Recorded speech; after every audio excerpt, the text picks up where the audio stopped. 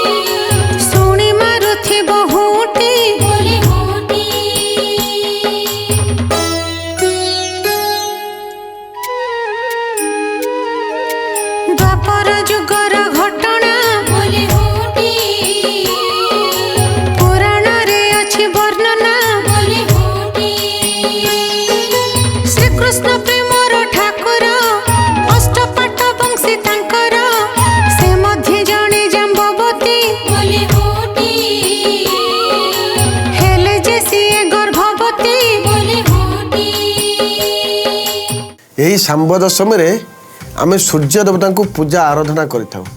आपण माने सुनिले नमिता अग्रवाल कंठर सूर्य देवता को कहीं पूजा करती, कौन रही कहानी, अनेक कथा रही। अनेक कथा भितर ये पौराणिक एवं शास्त्र मतानुसार द्वापर जुगरे भगवान कृष्ण लीला करुथिले अष्टपाटराणी सहित।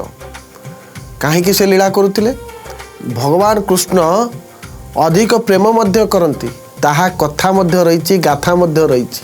कहीं से प्रेमर ठाकुर जो अष्टपाट वंशी सहित लीला करुथिले बा लीला खेला करुथिले, तांको भितरे बा अष्टराणी भितर जड़े राणी थिले, तांकर नाम कौन कहले, जाम्बवती। से जाम्बवती को भगवान कृष्ण अधिक मध्य भल पाउथिले। सबु मध्यरे भगवान ए लीला शास्त्र मतानुसार अनेक कथा मध्य रही, से सब विषय आसतु जानिबा नमिता अग्रवाल कंठर।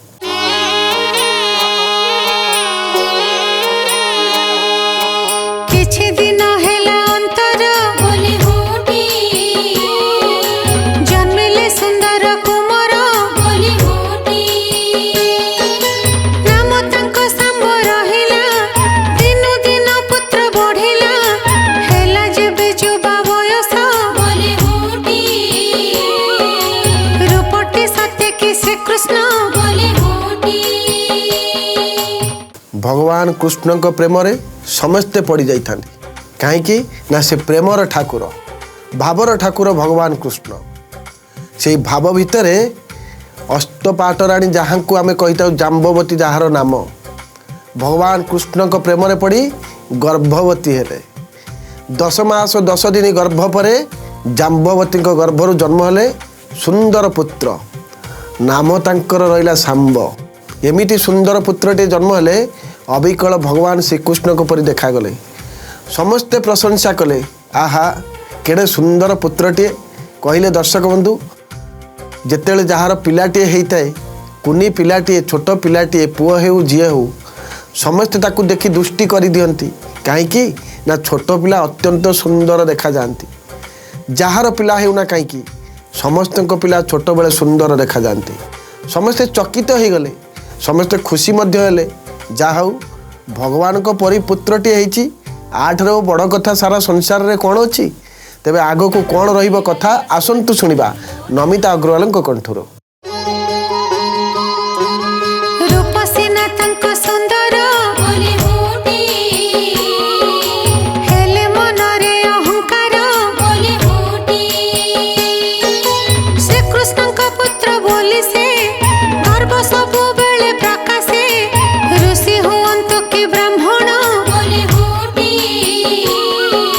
दियंती भगवानଙ୍କର पुत्र रूप सुंदर सुंदर चेहरा सुंदर शरीर समस्ते खुशी हेले सत कथारे नहीं बापर पुओ जेते हेले भी जदि बापा जदि गोटे बड़ पद पदवी थाए पुअर टिके अहं भाव आसी थाए गर्व मध्य मन आसी थाए सेहीपरि भाव भगवान श्रीकृष्णकर पुत्र होउछन किए ना सांबर मनर अहं भाव आसिला गर्व आसिला जेतेले पिलाटी बड़ हो जाए बाप माँ को कथार उपिला जाए नहीं जितेबले पिलाटी को 16 बयस मध्य हो जाए बापा माँ जदि ठीक कथा कहते से ग्रहण करे नहीं भगवान पुत्र से भाव भगवान कथा मानु न था माँ जाम्बवती कथा से ग्रहण करने बाध्य नुहे ब्राह्मण एवं मुनि ऋषि साधु सन्त मान को सम्मान दियंती नहीं जी आसती घर को क्या प्रणाम करती नहीं कहारी को से मुंडिया मारती नहीं कहीं जानी से मने मने गर्भरे थिले सुंदर चेहरा मोर सुंदर शरीर मोर रूपवती लावण्यवती मु सबू भितर मु पुणी ये ब्राह्मण एवं साधु सन्त मान को मु प्रणाम करी आंठू माड़ी केबे नुहे बापा मोर होउछन भगवान श्रीकृष्ण भगवान पुत्र हई मु पुणी एमान को मुंडिया मारिबी केबे नुह कदापि नुहे कौन सी परिस्थिति रे मु मुंड नुआईबी नहीं सामंकर ए अहंकार देखी ब्राह्मण माने साधु माने कौन चिंता कले आसंतु शुणिबा नमिता अग्रवाल कंठुर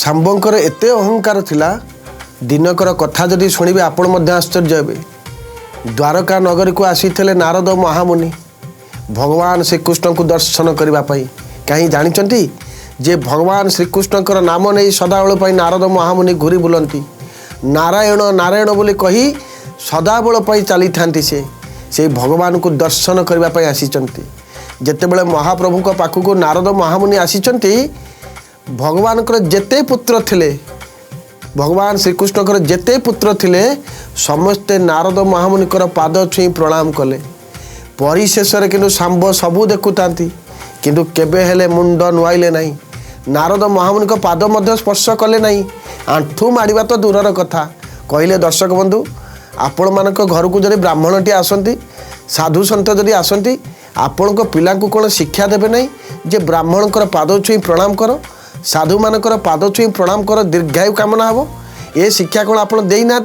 निश्चित देते तथापि पिला आपण कथा को जब ग्रहण न कर आप कौन करें से भाव में भगवान जेते पुत्र प्रणाम कले सांब किंतु प्रणाम कले नहीं तो कले नहीं तथापि कौन कहले नारद महामुनि को आपणकर कौन काम नहीं अଯଥାରେ ये वस्त्र पिंधि कहीं घूरी बुलूं चारिआडे किसी काम धंदार व्यस्त रुहतु आपण मंगल हेब नारद महामुनि को ये कथा सांबंकर शुणी बड़ चकित हो गले बड़ खराब लगिला नारद महामुनि को आश्चर्य हेले ये भगवान पुत्र ना आउ किए जदि भगवान श्रीकृष्णकर ये पुत्र आंक व्यवहार केबे मते शोभा पाऊ नहीं एमिति व्यवहार मते ठीक लागू नहीं तथापि नारद महामुनि नीरव रहिले कहीं जानी तांकर इष्ट होउछन भगवान से भगवान मुह को चाह पुत्र को किसी कहले नहीं तथापि मने मने चिंता कौन कले ना ये पिला को मुझे आगु को केमिति शिक्षा देवी से विषय तो आम जाना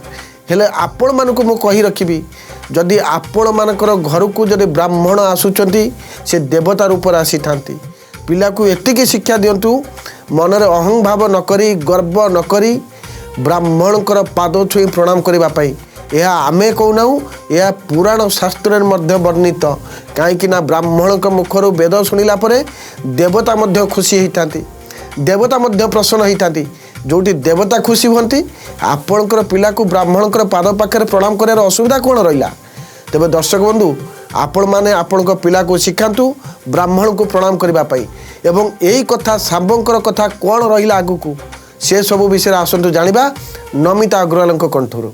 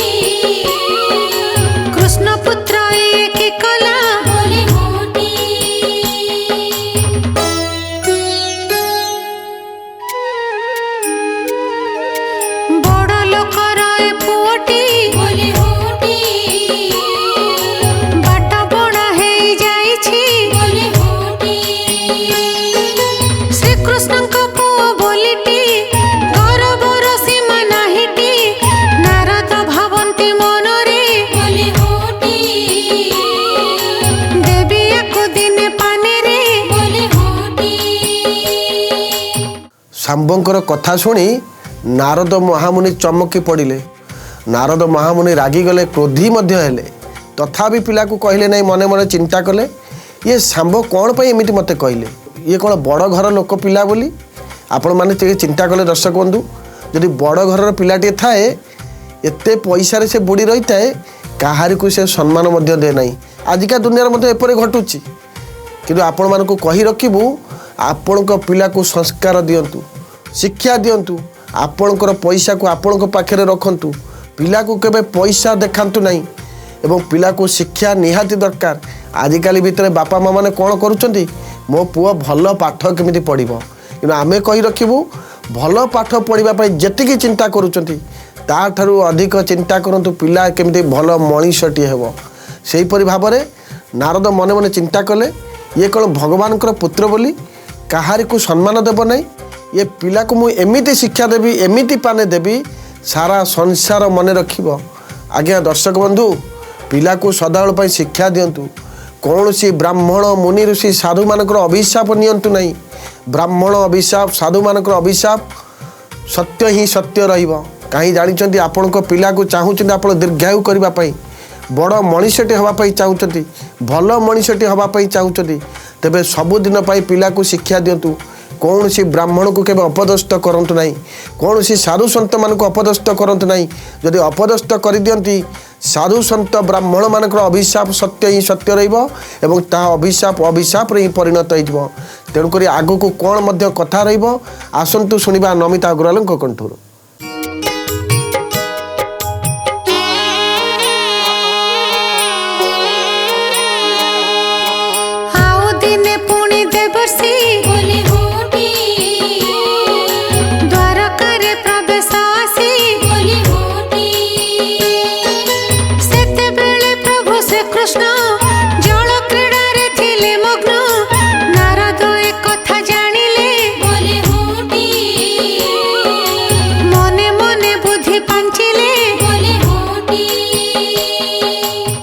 ଶାମ୍ବଙ୍କର ଏ ବ୍ୟବହାର ଦେଖି ନାରଦ ମହାମୁନି ଫେରି ଯାଇଥିଲେ। କିଛି ଦିନ ବ୍ୟବଧାନ ପରେ ନାରଦ ମହାମୁନି ପୁଣି ଆସିଲେ ଭଗବାନଙ୍କୁ ଦର୍ଶନ କରିବା ପାଇଁ। କାହିଁକି ନା ଭଗବାନଙ୍କ ବ୍ୟତୀତ ନାରଦ ମହାମୁନି କେବେ ହେଲେ ରହିପାରନ୍ତି ନାହିଁ। ଯେତେବେଳେ ଆସିଛନ୍ତି ଭଗବାନଙ୍କୁ ଦର୍ଶନ କରିବା ପାଇଁ, ଦେଖିଲେ ମହାପ୍ରଭୁ ଶ୍ରୀକୃଷ୍ଣ ଜଳ କ୍ରୀଡ଼ାରେ ମଗ୍ନ ଥିଲେ। ନାରଦ ମହାମୁନି ସେଠାରେ ଚିନ୍ତା କଲେ, ଭଗବାନ ଶ୍ରୀକୃଷ୍ଣ ଜଳ କ୍ରୀଡ଼ାରେ ମଗ୍ନ ରହିଛନ୍ତି ରାଣୀମାନଙ୍କ ସହିତ। ଏହି ସମୟରେ ମୋର ଭଗବାନଙ୍କ ପାଖକୁ ଯିବା ଉଚିତ ହେବ ନାହିଁ। ନାରଦ ମହାମୁନି ସେଠାରେ ରହିଗଲେ। ମନେ ମନେ ଆଗକୁ ଚିନ୍ତା କଲେ କ'ଣ କରିବେ। କାହିଁକି ନା ଦେଖନ୍ତୁ, ଆପଣମାନେ ଯଦି କାହାରି ଘରକୁ ଯାଇଛନ୍ତି ଦର୍ଶକ ବନ୍ଧୁ, ଏ କଥା ମଧ୍ୟରେ ଶାସ୍ତ୍ରର କଥା ରହିଛି।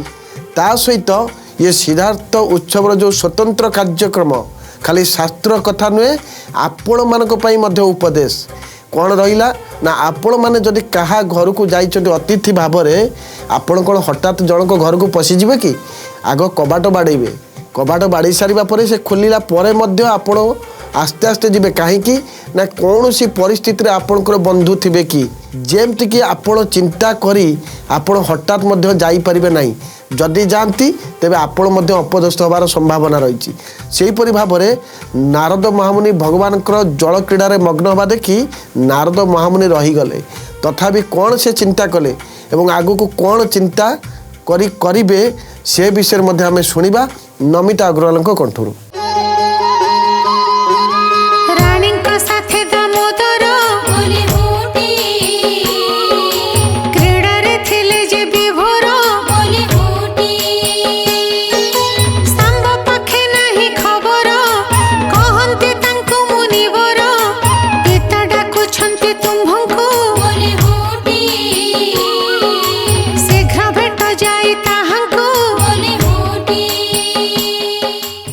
ନାରଦ ମହାମୁନି ବଡ଼ ଚତୁର ଥିଲେ।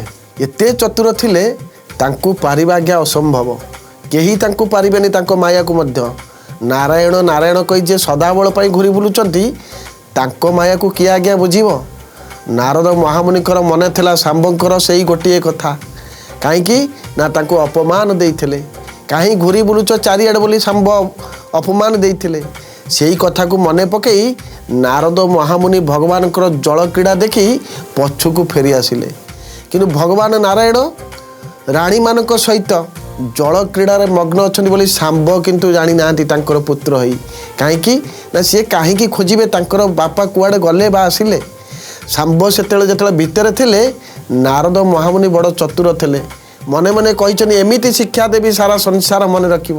ନାରଦ ମହାମୁନି ଯାଇ ଶାମ୍ବଙ୍କ ପାଖରେ ପହଞ୍ଚିଗଲେ। ଶାମ୍ବ, ଆପଣଙ୍କର ପିତା ଆପଣଙ୍କୁ ଡାକୁଛନ୍ତି, ଖୋଜୁଛନ୍ତି ଆପଣଙ୍କୁ।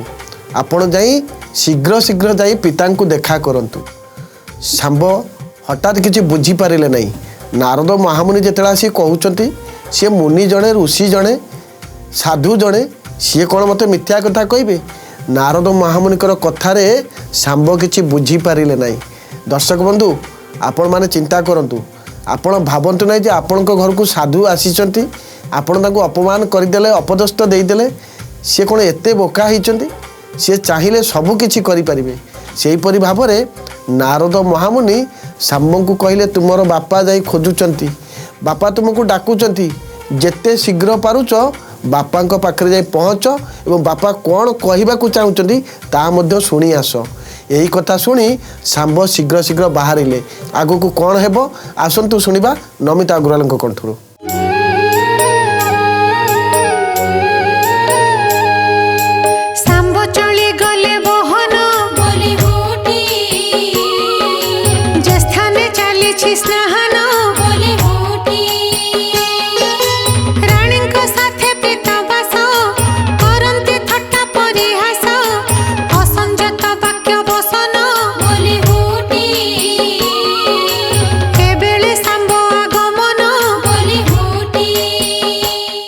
ନାରଦ ମହାମୁନିଙ୍କର କଥା ଶୁଣି ଶାମ୍ବ ଶୀଘ୍ର ଚାଲିଲେ।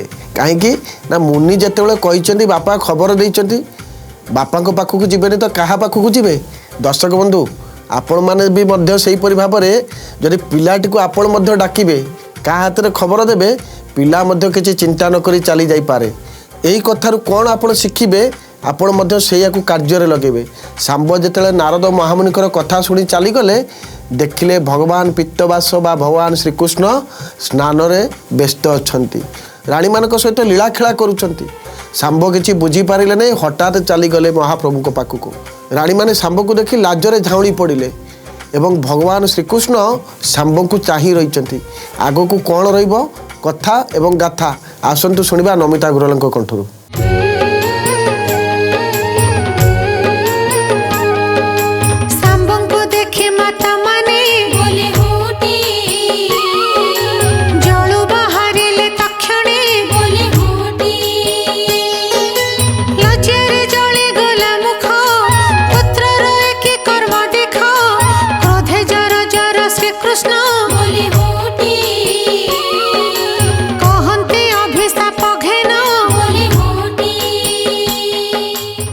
ଶାମ୍ବ ଯେତେବେଳେ ଚାଲିଗଲେ ଭଗବାନଙ୍କ ପାଖକୁ ବା ବାପା ଡାକିଛନ୍ତି ବୋଲି ଚାଲିଗଲେ, ଭଗବାନ ଶ୍ରୀକୃଷ୍ଣ ଚାହିଁ ରହିଛନ୍ତି।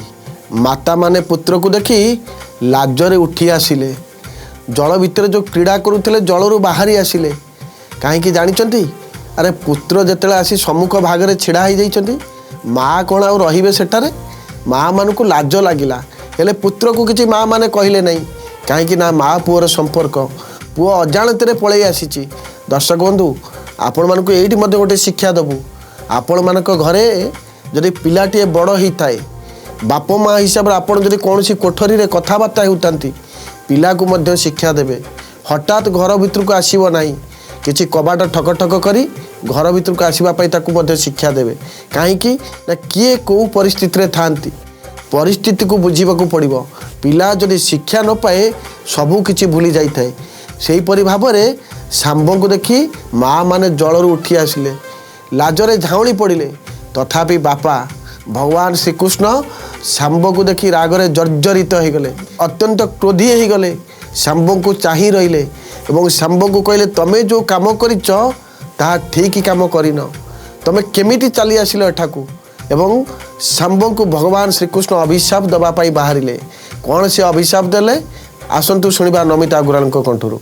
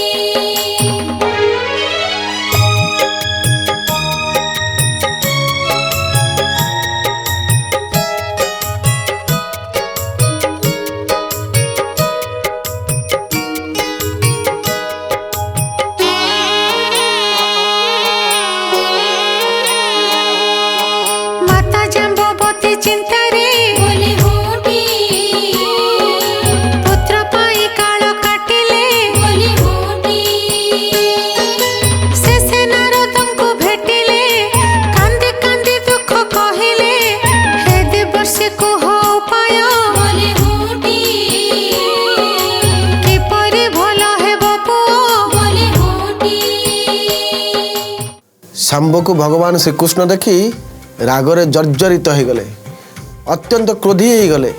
ଶାମ୍ବଙ୍କୁ ଅଭିଶାପ ଦେବା ପାଇଁ ମଧ୍ୟ ପଛେଇଲେ ନାହିଁ। କ'ଣ ସେ ଅଭିଶାପ ଦେଲେ? ତୁମେ କୁଷ୍ଠ ରୋଗରେ ପୀଡ଼ିତ ହୋଇଯାଅ। ତୁମର ସୁନ୍ଦର ଶରୀର, ସୁନ୍ଦର ଚେହେରା ବୋଲି ତୁମ ମନରେ ଏତେ ଅହଂଭାବ, ଏତେ ଗର୍ବ, ତୁମେ ଦେଖିଲ ନାହିଁ ଯେ ବାପା ମା କ'ଣ କରୁଛନ୍ତି, କେଉଁ ପରିସ୍ଥିତିରେ ଅଛନ୍ତି, ପଚାରିଲ ନାହିଁ କି ବୁଝିଲ ନାହିଁ, ସିଧାସଳଖ ଚାଲି ଆସିଲ ଏଇ ସ୍ଥାନକୁ। ତୁମକୁ କୁଷ୍ଠ ହୋଇଯାଉ, ତୁମେ କୁଷ୍ଠ ରୋଗରେ ପୀଡ଼ିତ ହୋଇଯାଅ। ଏଇ ଅଭିଶାପ ଦେଇଦେଲେ ଶାମ୍ବଙ୍କୁ। ବାପା ଯେତେବେଳେ ଅଭିଶାପ ଦେଇଛନ୍ତି, ଅଭିଶାପ ସାଙ୍ଗେ ସାଙ୍ଗେ ପଡ଼ିଗଲା ଶାମ୍ବଙ୍କ ଉପରେ। କୁଷ୍ଠ ରୋଗରେ ସେ ପୀଡ଼ିତ ହୋଇଗଲେ, କାଳ କାଳ କରି ସମୟ କାଟି ଚାଲିଲେ। ହେଲେ ମାଆର ମନ, ମା ଜାମ୍ବବତୀ ମନେ ମନେ ଚିନ୍ତା କଲେ, ମୋ ପୁଅକୁ କୁଷ୍ଠ ରୋଗ ହୋଇଗଲା, ମୋର ସ୍ୱାମୀଙ୍କର ଅଭିଶାପରେ ପୁଅ ମୋର କୁଷ୍ଠ ରୋଗରେ ପୀଡ଼ିତ ହୋଇଗଲେ, ଏବେ ସମୟ କାଟୁଛନ୍ତି, ସେଇ କୁଷ୍ଠ ରୋଗରେ ବିଛଣାରୁ ଉଠି ପାରୁନାହାନ୍ତି। କହିଲେ, ଦର୍ଶକ ବନ୍ଧୁ, ପିଲାଟିଏ ଯଦି ମା ଆଗରେ ରୋଗରେ ପଡ଼ିଯାଏ, ମାଆର ମନ କ'ଣ ବୁଝିବ? ଆରେ ଯେ ଜନ୍ମ କରିଛି, 10 ମାସ 10 ଦିନ ଗର୍ଭରେ ରଖିଛି, ସେଇ ପିଲାର ଦୁଃଖରେ କ'ଣ ମା ଦୁଃଖୀ ହେଇପାରିବ? ମା ଚିନ୍ତାରେ ରହୁଥାନ୍ତି। ହେ ଭଗବାନ, କି ଅଭିଶାପ ଦେଲେ ମୋର ପୁତ୍ରକୁ? ପିଲାଟିଏ ବଡ଼ ହେଲା ବୋଲି ବୁଝିପାରିଲା ନାହିଁ, ଯାହା ବି ହେଲେ ସେ ଆପଣଙ୍କର ପୁତ୍ର, ତଥାପି ଆପଣ ତାଙ୍କୁ ଅଭିଶାପ ଦେଇଦେଲେ କୁଷ୍ଠ ରୋଗରେ ପୀଡ଼ିତ ହେବ ବୋଲି। ଆରେ କୁଷ୍ଠ ରୋଗରେ ତ ପିଲା ମୋର ପଡ଼ିଗଲା, ଏବେ କେମିତି ମୋର ପିଲା ଏଥିରୁ ଉଦ୍ଧାର ହେବ? କିଛି ଦିନ ଗଲା ପରେ ମାଆଙ୍କ ଆଖିରୁ ଲୁହ ଶୁଖୁନଥାଏ। ବାପାର ଭଲ ପାଇବା ମନ ଭିତରେ ଥାଏ ସତ୍ୟ, ହେଲେ ପିଲାକୁ ଶାସନ କରିବା ପାଇଁ, ଶିକ୍ଷା ଦେବା ପାଇଁ ବାପା ସବୁ କିଛି କରିଥାଏ। ଆବଶ୍ୟକ ପଡ଼ିଲେ ଆଜିକା ଦୁନିଆରେ ବାପାମାନେ ପିଲାମାନଙ୍କୁ ମଧ୍ୟ ବାଡ଼େଇଥାନ୍ତି। ସେହିପରି ଭାବରେ ଭଗବାନ ଶ୍ରୀକୃଷ୍ଣ ଯେତେବେଳେ ଅଭିଶାପ ଦେଇଛନ୍ତି, ମା ବିଚରା ଜାମ୍ବବତୀ କ'ଣ କରିବେ? ମନେ ମନେ ଚିନ୍ତା କଲେ, ଆମ ଘରେ ଯେତେବେଳେ ଦୁଃଖ ଦୁର୍ଦ୍ଦଶା ଆସିଯାଇଥାଏ, ପିଲାଟି ରୋଗ ବୈରାଗରେ ଘାଣ୍ଟି ହେଉଥାଏ, ଆମେ ଚାଲି ଯାଇଥାଉ କୌଣସି ବ୍ରାହ୍ମଣ ଦେବତାଙ୍କ ପାଖକୁ, ସାଧୁସନ୍ତଙ୍କ ପାଖକୁ ଚାଲି ଯାଇଥାଉ ପରାମର୍ଶ କରିବା ପାଇଁ। ମୋ ପିଲାର ଏଇ ରୋଗ ହେଇଯାଇଛି, ମୋ ପିଲାର ଏଇ ସମୟ ଚାଲିଛି, କ'ଣ କରିବି ପ୍ରତିକାର? ସେହିପରି ଭାବରେ ମା ଜାମ୍ବବତୀ ଚାଲିଗଲେ ନାରଦ ମହାମୁନିଙ୍କ ପାଖକୁ। ଯେଉଁ ନାରଦ ମହାମୁନି ଏତେ ବଡ଼ ଚକ୍ରାନ୍ତ କରିଛନ୍ତି, ଯେଉଁ ନାରଦ ମହାମୁନିଙ୍କ ଦ୍ୱାରା ଏ ଶାମ୍ବ ଆଜି ଅଭିଶାପ ପାଇଛନ୍ତି, ସେଇ ନାରଦ ମହାମୁନିଙ୍କ ପାଖକୁ ମା ଜାମ୍ବବତୀ ଚାଲିଲେ। କ'ଣ ପାଇଁ? ନା ପୁଅକୁ କେମିତି ଉଦ୍ଧାର କରିବେ ନର୍କରୁ। ପୁଅ କୁଷ୍ଠ ରୋଗରେ ପୀଡ଼ିତ ହୋଇଛନ୍ତି, କେମିତି କୁଷ୍ଠ ରୋଗରୁ ଭଲ ହେବେ? ନାରଦ ମହାମୁନିଙ୍କ ପାଖକୁ ଚାଲିଲେ ପରାମର୍ଶ କରିବା ପାଇଁ। ଏବଂ ନାରଦ ମହାମୁନି କ'ଣ ପରାମର୍ଶ ଦେଲେ, କ'ଣ ଉପଦେଶ ଦେଲେ, ଆସନ୍ତୁ ଶୁଣିବା ନମିତା ଅଗ୍ରୱାଲଙ୍କ କଣ୍ଠରୁ।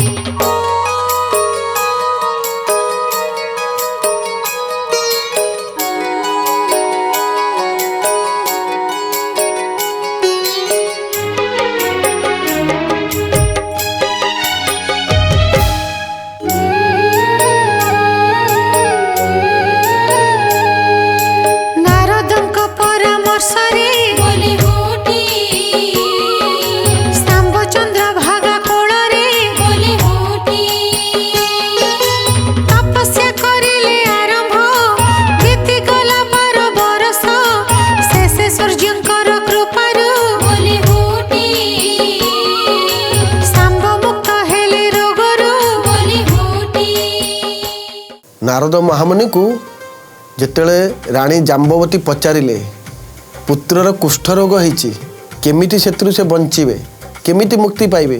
ଆପଣଙ୍କ ଘରକୁ ଯେତେବେଳେ ବ୍ରାହ୍ମଣ ଆସିଥାନ୍ତି, ସାଧୁସନ୍ତମାନେ ଆସିଥାନ୍ତି, ଆପଣମାନେ ପଚାରିଥାନ୍ତି, ବ୍ରାହ୍ମଣ ଯାହା ଆପଣଙ୍କୁ ନିର୍ଦ୍ଦେଶ ଦିଅନ୍ତି, ଉପଦେଶ ଦିଅନ୍ତି, ଆପଣ ହିଁ କରନ୍ତି। ସେହିପରି ଭାବରେ ନାରଦ ମହାମୁନି ମା ଜାମ୍ବବତୀଙ୍କୁ କହିଲେ, କ'ଣ କହିଲେ? ଯଦି ଏ କୁଷ୍ଠ ରୋଗ ହେଇଛି, ଏ କୁଷ୍ଠ ରୋଗରୁ ବଞ୍ଚିବା ପାଇଁ ଗୋଟିଏ ଉପାୟ ଅଛି, କରିପାରିବେ? ମା ଜାମ୍ବବତୀ ପଚାରିଲେ, କ'ଣ ଉପାୟ ଅଛି ଦେବର୍ଷି କୁହନ୍ତୁ? ନାରଦ ମହାମୁନି କହିଦେଲେ, এই କୁଷ୍ଠ ରୋଗରୁ ବଞ୍ଚିବା ପାଇଁ ଚନ୍ଦ୍ରଭାଗା ନଦୀ କୂଳରେ ଆପଣଙ୍କର ପୁତ୍ର ଶାମ୍ବ ନିଜେ ତପସ୍ୟା କରିବେ। ସୂର୍ଯ୍ୟ ନାରାୟଣଙ୍କର ଉଦ୍ଦେଶ୍ୟରେ ତପସ୍ୟା କରିବେ, ଯେ ଧର୍ମରାଜ ଆମର ସକଳ ଶକ୍ତିର ଆଧାର, সেই ସୂର୍ଯ୍ୟ ଦେବତାଙ୍କୁ ସେ ତପସ୍ୟା କରିବେ। ନାରଦ ମହାମୁନିଙ୍କର କଥାରେ ମା ଜାମ୍ବବତୀ ଶାମ୍ବଙ୍କୁ କହିଲେ, शाम्ब सेहीपरि भाव में तपस्या आरंभ करें चंद्रभागा नदी कूल तपस्या करी एमती तपस्या करू करू करू करू 12 वर्ष समय बीतीगला 12 वर्ष समय पर सूर्य देवता कृपा हला एवं आशीर्वाद कले शाम्ब को आशीर्वाद कलापर शाम्ब कुष्ठ रोग मुक्ति पाइले से ही दिन ठारू शाम्ब दशमी पौराणिक कथा और कहानी रही कहीं शाम्ब दशमी करा जाए आहार कथा रही तेणुक दर्शक बंधु मैंने आपण मान कही रखू सिद्धार्थ उत्सव सुंदर कथा आपण मैंने जो शुणुंट जे शाम्ब दशमी कथा शाम्ब जमती तपस्या कले सूर्य देवता को आराधना कले तापर जाए से कुष्ठ रोग वंचित हेले आपणकर पिलार मंगल प्रतिदिन पिला को कहतु सूर्य नमस्कार करने सूर्य को टिके अर्घ्य दवापाई तंभा पात्र रे किछि जल किछि कंचा क्षीर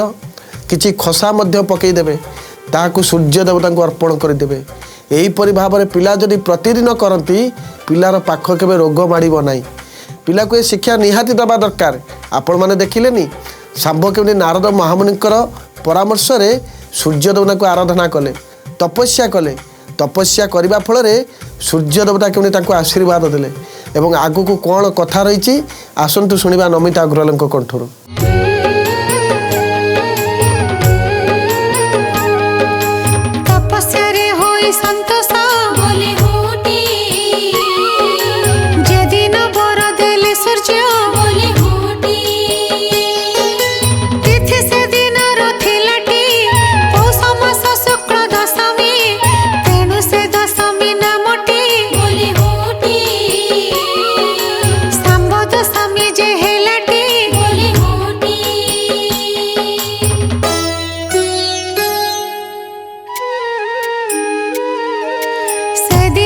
सूर्य पूजाटी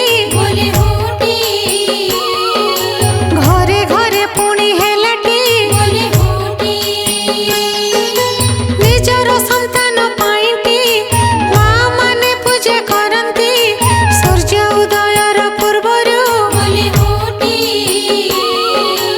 उठे जे जानती सजेरू शाम्ब जप तपस्या करने पर सूर्य देवता कृपा हला आशीर्वाद पाइले से ही दिन ठारू सूर्य देवता ये उपासना आरंभ है से दिन थिला कौन ना पौष मास शुक्ल पक्ष दशमी तिथि से ही दिन में शाम्ब व्रत करते 12 वर्ष तपस्या करने पर सूर्य देवता कृपा करते से ही दिन ठारू ये ओषाटी आरंभ हो व्रतटी आरंभ हो पिला मानकर मंगल कामना पाई माँ माने व्रतटी करती केमिति यार रही था विधि ना जो दिन शाम्ब दशमी पड़ो से दिन सूर्य उदय पूर्वर माँ माने स्नान सारिबा परे सूर्य देवता पूजा आराधना आरंभ करेंगे एवं ए पूजा आराधना भितर कही रखिबो दर्शक बंधु आपण माने मध्य ए शाम्ब दशमी निहाती करंतु जो माने करूनाती से माने यही कथा शुणिबा परे पिलार मंगल पाई आपण मानक पाई आमे कहूना आपण पिलार मंगल कामना जदि चाहूँगी तेबे शाम्ब दशमी पूजा निहाती आरंभ करंतु आपणकर ये परंपरा अच्छी कि नहीं आमे कहि परिबु नहीं किंतु संस्कृति परंपरा सदाबल पाई रही रहिबो जे आपण मानकर ये परंपरा नहीं कले किछि असुविधा हो ता मध्य नुहे पिलार मंगल पाई पिला भल मनीषटे हेबा पाई पिलार दीर्घायु कामना पाई ये शाम्ब दशमी पूजा निहाती करबा दरकार तेणुक माँ मानक आम एति कहूँ शाम्ब दशमी पूजा करेंगे और कौन तार आगु को रही विधि एवं कथा कहानी कौन रही से विषय आसतु शुणा नमिता अग्रवाल कंठर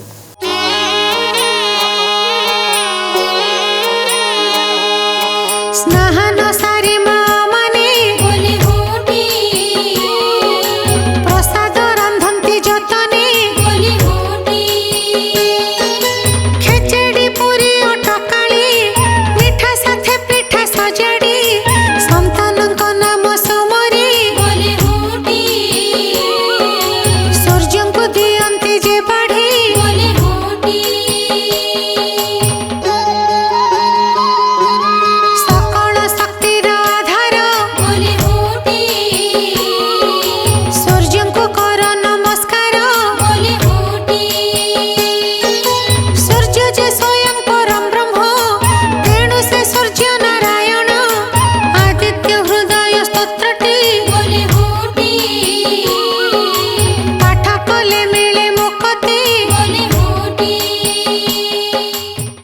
शाम्बंकर कुष्ठरोग भल होला परे माँ जाम्बवती जमती उपासना कले आजिका दुनिया रे मध्य सेहीपरि भाव में उपासना करवा निहाती आवश्यक रही।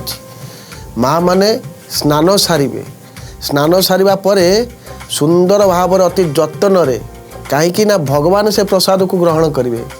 अति जतन भाव में पिठापଣା तैयारी करंतु, खेचड़ी तैयारी करंतु, डालमा तैयारी करंतु, खीरी खीरा अनेक प्रकार मिठा सामग्री मध्य आपण तैयारी करि परिबे। कहिले दर्शक बंधु जो माने सांब दशमी करंती से माने केमिति करंती ना पिला माने आम मानकर जदि 2टी बा 3टी बा 4टी 5टी पिला थाए सबु पिलांक पाई किछि किछि भोग बा किछि किछि प्रसाद आमे मानसिक मध्य करिथाउ। प्रथम पिला पाई जदि पिठाटी मानसिक करिथाउ, द्वितीय पिला पाई आमे मिठाटी मानसिक करिथाउ। सेही परि भाबरे जो मानसिक करिथिबे आपणकर जेतोटी पिला सेतोटी पिलांक पाई आपण खाद्य प्रस्तुत तैयारी करिवे बा पिठापଣା तैयारी करिवे। आपण जानिबे जे ए प्रसाद को भगवान स्वयं नारायण ही ग्रहण करिवे।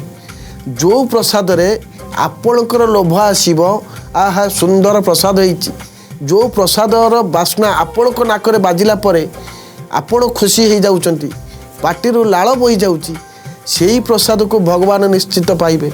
यह प्रमाण मध्य अटे। अब आपण एमिति प्रसाद तैयारी करदेबे जो प्रसाद को आपण को खाइबा को मध्य इच्छा होतबो सेही प्रसाद को भगवान को देले भगवान कोन ता पाइबे। तेणुकर अति जत्नर सहित प्रसाद तैयारी करिवे। पिला पाई जा मानसिक करथिबे सबु प्रसाद तैयारी करी सूर्य नारायण देवता को आपण अर्पण करिवे।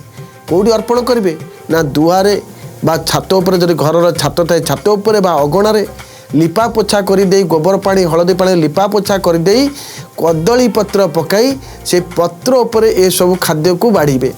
पिठा पଣା खेचड़ी डालमा खीरी खीरा एवं मिठा जहाँ तैयारी करथिबे सबु किछि बाढ़ीबे। तापरे सूर्य देवता को आराधना करिवे, पूजा करिवे। पूजा सरिबा परे सूर्य देवतांकर आदित्य हृदय स्तोत्र पाठ करिवे। यही याकू जदि पाठ करती आपणक पिलार मंगल बा सहित आपणकर घरे सुख शांति समृद्धि सबू किछि वृद्धि होता है। एवं पिला को शिखेबे प्रतिदिन सूर्य नमस्कार करेंगे। प्रतिदिन सूर्य नमस्कार कले पिलार बल मिलता है, पिलार शक्ति वृद्धि होता है, पिलार आखि भल होता है, तेणुक पिलार दीर्घायु होता है। तो प्रतिदिन पिला को कहतु सूर्य नमस्कार करने कि आजिका दुनिया रे पिला माने आमर विलंबर शोक उठुंट। विलंब हो गला पर पिला सीधा चलला स्कूल को। पिला को ये सब शिक्षा आम देना ये शास्त्र मन पकई दूची।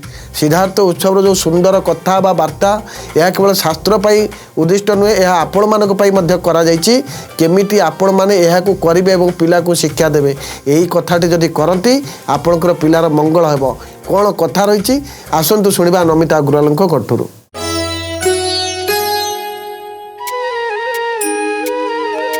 नमस्ते सूर्य नारायण बोले होटी, जगत को कर कल्याण बोले होटी, परमात्मा को तुमे चक्षु जगत तुम कृपा भिक्षु, चाहि थाओ फेड़ी नयन बोले होटी, आलोकित है जीवन बोले होटी।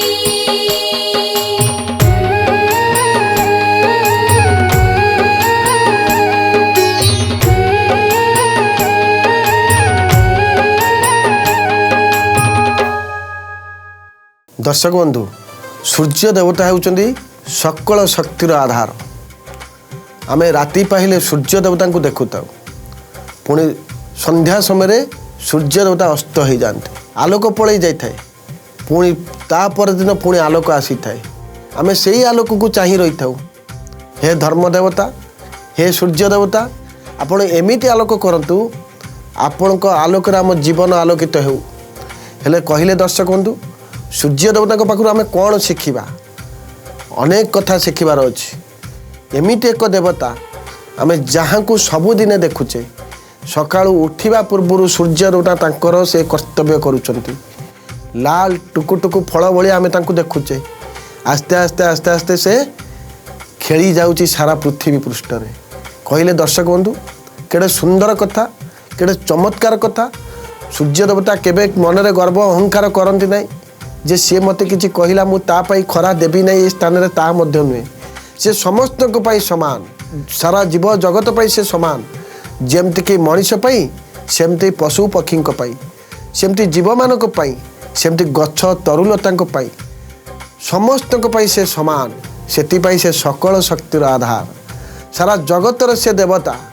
ସାରା ଜଗତକୁ ସେ ଶିକ୍ଷା ଦେଇଛନ୍ତି ସମୟକୁ କେବେ ନଷ୍ଟ କର ନାହିଁ। ତେବେ ଆଉ ଗୋଟେ ମନରେ ମଧ୍ୟ ପ୍ରଶ୍ନ ଆସେ, ଇଏ ତ ସୂର୍ଯ୍ୟ ଦେବତାଙ୍କର ପୂଜା, ହେଲେ ଶାମ୍ବ ଦଶମୀ ରୂପରେ ଆମେ କାହିଁକି ପୂଜା କରୁଛୁ? ଆପଣମାନେ ଟିକେ ଆଗରୁ ଶୁଣିଲେ, ଶାମ୍ବ ହେଲା ଭଗବାନଙ୍କର ପୁତ୍ର, ଶ୍ରୀକୃଷ୍ଣଙ୍କର ପୁତ୍ର। ଜାମ୍ବବତୀ ହେଉଛନ୍ତି ତାଙ୍କର ମା। ଭଗବାନ ଶ୍ରୀକୃଷ୍ଣଙ୍କର ଅଭିଶାପରେ ଶାମ୍ବଙ୍କୁ କୁଷ୍ଠ ରୋଗ ହୋଇଥିଲା। କୁଷ୍ଠ ରୋଗ ଭଲ ହେବା ପାଇଁ ସୂର୍ଯ୍ୟ ଦେବତାଙ୍କୁ ସେ ଆରାଧନା କଲେ। ସୂର୍ଯ୍ୟ ଦେବତାଙ୍କର ଆରାଧନାରେ ସେ ଭଲ ମଧ୍ୟ ହୋଇଗଲେ, ସୁସ୍ଥ ମଧ୍ୟ ହୋଇଗଲେ। ସେଇଦିନ ଠାରୁ ଶାମ୍ବ ସୁସ୍ଥ ହେବାରୁ ଭଗବାନ ସୂର୍ଯ୍ୟ ଦେବତା ମଧ୍ୟ ବର ଦେଇଥିଲେ, ଆଜି ଯେହେତୁ ତୁମେ ସୁସ୍ଥ ହେଲ ମୋର ଜପ ତପସ୍ୟା କରି ବା এই ପୂଜାଟି କରି, ଆଜି ଦିନ ଠାରୁ ତୁମର ମା ଏବଂ ସାରା ସଂସାରରେ ଯେତେ ମା ଅଛନ୍ତି ତୁମରି ନାମରେ ମୋର এই ପୂଜାଟିକୁ କରିବେ। ପୂଜାର ନାମ ରହିବ ଶାମ୍ବ ଦଶମୀ। ପୌଷ ମାସର ଶୁକ୍ଳପକ୍ଷ ଦଶମୀ ତିଥିରେ এই ପୂଜାଟି ହେଇଥିବାରୁ ତାର ନାମ ହେଲା ଶାମ୍ବ ଦଶମୀ।